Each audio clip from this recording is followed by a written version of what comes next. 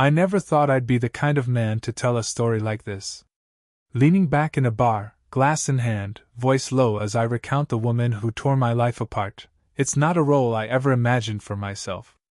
Yet here I am, years later, reflecting on Rachel, the woman I thought I knew, and the betrayal that came crashing in like a storm I didn't see coming. We met in a late-night diner, an ordinary place that became the start of something extraordinary. She wasn't immediately striking, not in that cliché way movies always show. She had sharp eyes that always seemed 2 steps ahead, a restless energy that drew me in before I even realized I was hooked. Her laugh wasn't polite, it was raw, unfiltered, and magnetic. At first, I thought it was curiosity pulling me toward her. But curiosity can turn into something far more consuming, need. Rachel had a way of making me feel seen like no one ever had.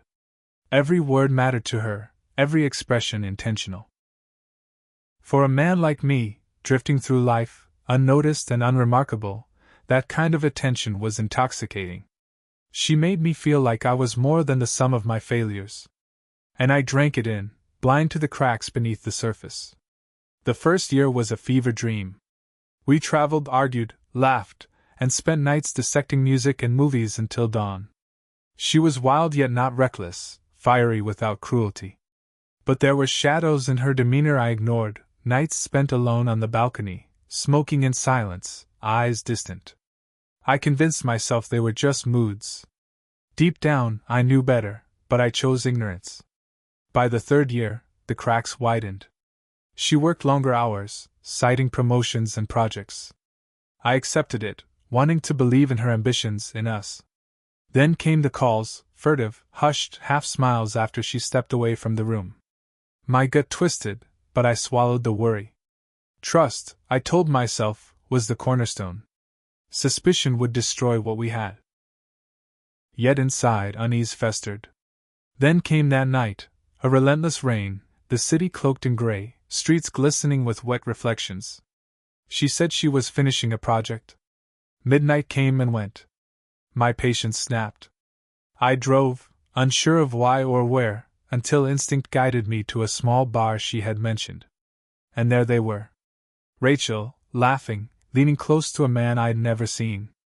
Not conventionally handsome, but confident, familiar, like she belonged there. And the laugh, her laugh, wasn't hers. It was sharper, more deliberate, the kind of laughter reserved for shared secrets I wasn't privy to. I froze, disbelief coating every nerve. Blink, and maybe it's gone, I thought. But the image remained. She touched his hand across the table. That single gesture shattered something deep inside me. I left, rain soaking through my clothes, stomach twisting with every step back to the car. I didn't confront her that night. I needed proof, undeniable evidence. Suspicion alone wasn't enough. Even in betrayal, I clung to hope. The weeks that followed were unbearable. Quiet suspicion ate at me. Checking phones, tracking schedules, piecing together half-truths and alibis. She was careful, meticulous. Enough plausibility existed to make me doubt my own eyes. Betrayal, I learned, is often a slow, invisible erosion rather than a clean break. I wish I had walked away then. But I didn't. The hope, that pitiful flicker of it, clung stubbornly to the belief she might choose me in the end. Rachel hadn't revealed the full depth of her duplicity yet. And when it came, it would unravel not just our relationship, but the man I thought I was. Looking back, I realized the worst part wasn't the betrayal itself, it was the waiting. That stretch of time between suspicion and certainty gnaws at you in ways you can't explain to anyone who hasn't lived it. Every smile she gave me, every casual touch, every "good morning" over coffee, it all felt poisoned. I was trapped in a performance, forced to applaud a play I knew was a lie. And yet I played my part like a fool, nodding, laughing, pretending, while my gut screamed the truth. I started following her. Not proud of it, but when your heart is on the line, shame often becomes irrelevant. I waited outside her office some nights, sitting in my car like a voyeur with nothing but desperation for credentials. Most nights, she left alone, tired, dragging her bag behind her. For a brief moment, I'd almost convinced myself I was wrong, that maybe she was innocent. But then there were nights she didn't leave at all, or left through a side door. My stomach knotted every time. And then I saw him again. His name would eventually be Marcus, but at that moment, he was just a shadow encroaching on what I thought was mine. I caught them together outside her office, laughing under a single umbrella, their bodies brushing as they walked. She tilted her face toward him in that way that used to be reserved for me, the way she'd tilt it when I whispered I loved her. That motion alone was enough to make my hands tremble on the steering wheel. I didn't confront her then. Logic, or maybe cowardice, told me to gather evidence first. But the truth? I was terrified. Terrified that once the words came, the carefully constructed reality I clung to would crumble entirely. I convinced myself that letting the deception continue, observing it, would somehow make the revelation easier. The weeks grew darker. My friends noticed my withdrawal. I wasn't sleeping. I drank too much. I avoided outings, afraid I'd slip up and spill everything. And Rachel, of course, noticed too. She'd brush my cheek and ask, "Are you okay? You seem distant." That almost broke me, the audacity of her asking about my distance when she was vanishing into another man's arms. I smiled and nodded, letting her believe I believed her. The breaking point came unexpectedly. We had planned a weekend together, a rare escape from the routine that had suffocated us. She suggested a hike, claiming she needed fresh air. I agreed, half hopeful, half distrustful. Morning came, and she changed plans, claiming a work emergency, kissing my forehead as she left. That day, I didn't stay home. I followed. The cab she took wound through streets I barely recognized. Then, a quiet residential area. She stepped out, and Marcus was waiting. She smiled at him, the same unguarded, intimate smile she once reserved for me, and kissed him. Not a polite peck. Not a fleeting gesture. A kiss that burned. My chest constricted. I sat frozen, witnessing the ultimate confirmation of my fears. By the time I drove home, my hands shook uncontrollably. That night, she returned, and everything appeared normal. She curled against me on the couch, whispered my name as though nothing had occurred. That's the cruelest part of betrayal. It's not just the act, but the audacity of pretending it never happened, weaving lies so seamlessly that you begin to question your own sanity. And yet I didn't end it. Not that night. Not the next. A foolish, stubborn hope remained. Maybe she'd come back, maybe she'd choose me. I told myself Marcus was a mistake, that our shared history meant more than any secret tryst. But deep down, I knew the storm hadn't passed. You'd think betrayal has a bottom, that once you've seen a kiss, a secret apartment, or whispered messages, there's nothing left to discover. I learned the hard way, there's always a deeper cut. Rachel had a way of twisting the knife slowly, deliberately, until I wasn't sure if I was bleeding or imagining it. Weeks passed in a blur of silence and pretense. I rehearsed confrontations in my head, over and over. Who is he? How long? Do you even love me anymore? But when she came home, smiling, humming, sliding into my bed like nothing had changed, the words died on my tongue. She wasn't going to confess. Not on her own. She'd weave lies piece by piece, until I had to drag out the truth myself. Obsessive doesn't begin to describe what I became. I followed her more, waited in shadows, piecing together fragments of her double life. Sometimes she went to Marcus, other times she genuinely stayed at work. That ambiguity hurt worse than certainty. The idea that she could balance both lives so effortlessly. Then came the night that shattered what little calm remained. I was outside Marcus's apartment, rain smearing the streetlights into long streaks. And there she was, Rachel, stepping from a cab, her hair wet, coat clutched tight. Marcus followed, a casual ease in his stride. She glanced nervously, then kissed him, as though the world outside didn't exist. I stumbled back to my car, breath shallow, mind racing. That night sleep refused me. My chest tightened at the memory, the audacity of her deception echoing in my skull. I couldn't breathe, couldn't think. I knew I couldn't confront her yet. Too dangerous, too raw.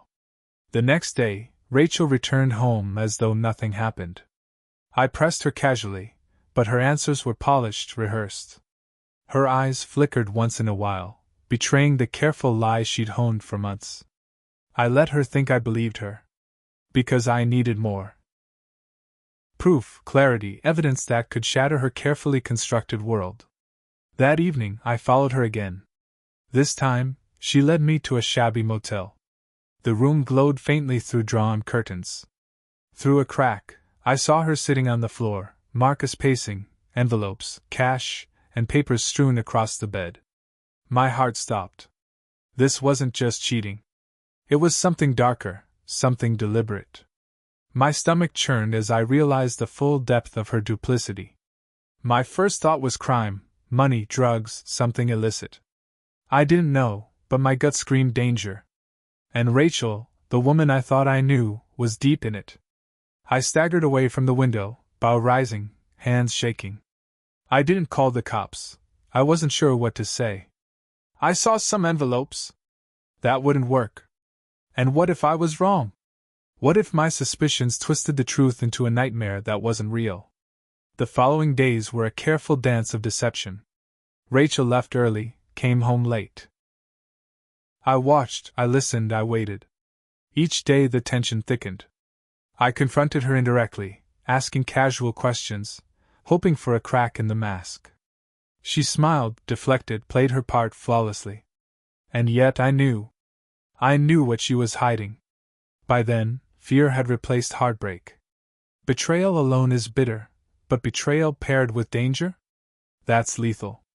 I couldn't stay in the apartment, couldn't live in the shadow of what she was planning with Marcus. Something had to give. And I feared that the next move wouldn't just end the relationship. It would destroy the man I thought I was. The following days were suffocating. Rachel's routines became patterns I memorized, habits I studied obsessively.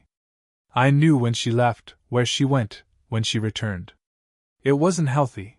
I knew that, but obsession is a strange companion, and mine whispered that knowledge was survival. I needed proof, and every night without it felt like drowning. Then came the moment that cracked everything wide open. I waited outside the motel, rain dripping down my jacket, breath fogging in the chill. Marcus arrived first, a casual confidence radiating off him. He carried a bag, the contents unknown but foreboding. Rachel appeared 10 minutes later, glancing left and right before slipping inside. That single gesture, her nervous caution, set every nerve in me on fire. I moved closer, heart hammering. The blinds were cracked just enough for me to peek. What I saw made my blood run cold. She sat cross-legged on the floor, pulling out envelopes, papers, and bundles of cash. Marcus paced the room, gesturing at a map spread across the bed. My chest constricted. This wasn't a secret fling. It was a plan, deliberate and dangerous. Panic and disbelief collided. My first thought, crime. My second, fear. She wasn't just cheating. She was in the middle of something I couldn't understand, and her nonchalance was terrifying. I stumbled back, hands shaking, stomach twisting. The motel doors shut, the hum of a distant neon sign the only sound outside. I sat in my car, numb, as rain plastered my hair to my forehead. That night, Rachel came home as though the world hadn't shifted. She kissed me, ran her fingers through my hair, whispered sweet things that made my chest ache with both longing and disgust. I held her for hours, forcing myself to believe, just for a moment, that we could pretend. But when her phone buzzed on the nightstand, I froze. The message glared at me in the dim light. Tomorrow. Same place. Don't forget. I couldn't sleep. My mind churned with scenarios, fears, and worst-case outcomes. Every shadow seemed to hide a secret. Every sound was a warning. The truth I had glimpsed was a storm I could neither stop nor escape. And yet the pull of her, of the woman who had ensnared me so completely, kept me tethered. The next morning, she left early. Same excuse, same smile, same practiced detachment. I wanted to confront her, to tear everything apart, but fear rooted me in place. I followed only briefly, losing sight of her as she disappeared into the city. That night, I pressed her casually, questions laced with innocence, probing for cracks. She deflected, answered smoothly, eyes flicking away when lying. It became clear, she was meticulous, careful, untouchable. And I, consumed by obsession and love, was powerless. The danger wasn't just emotional anymore. It was real, tangible. I couldn't predict what she and Marcus might do next, and that uncertainty ate at me from the inside out. By the end of that week, I realized something terrifying. I wasn't just living with betrayal. I was living with someone who could ruin everything in ways I hadn't imagined. And if I didn't act, it wouldn't just be the relationship that ended. It would be the man I had been, destroyed in the shadows of a life I thought I controlled. The breaking point hit on a Thursday night. Cold, damp air bit at my face as I sat in my car outside the motel, headlights off, waiting. Rachel had left hours ago. I knew her patterns by now, knew where she would go. My chest felt hollow, my hands restless on the wheel. I told myself this was the last time. Either I confronted her tonight, or I walked away forever. I didn't expect what I saw. Marcus arrived first, calm, confident, carrying another heavy bag. Rachel followed minutes later, coat clutched, eyes flicking nervously. She stepped inside, doors shutting behind them. I approached closer, heart hammering, and peeked through the blinds. The room was lit with a harsh glow that highlighted stacks of cash, ledgers, and a laptop displaying complex spreadsheets. Marcus was pacing, speaking in rapid whispers, while Rachel sat at the edge of the bed, taking notes. This wasn't just infidelity. This was orchestrated, deliberate, dangerous. Then it got worse. Marcus opened a drawer and pulled out a small, black handgun. My stomach dropped. Rachel picked it up, checking the clip with deliberate ease. She slid it back, unflinching. Their voices were hushed, words like handoff, and nobody can know, brushing my ears. She wasn't just cheating. She was orchestrating something I didn't fully understand, and she was calm. She was fearless.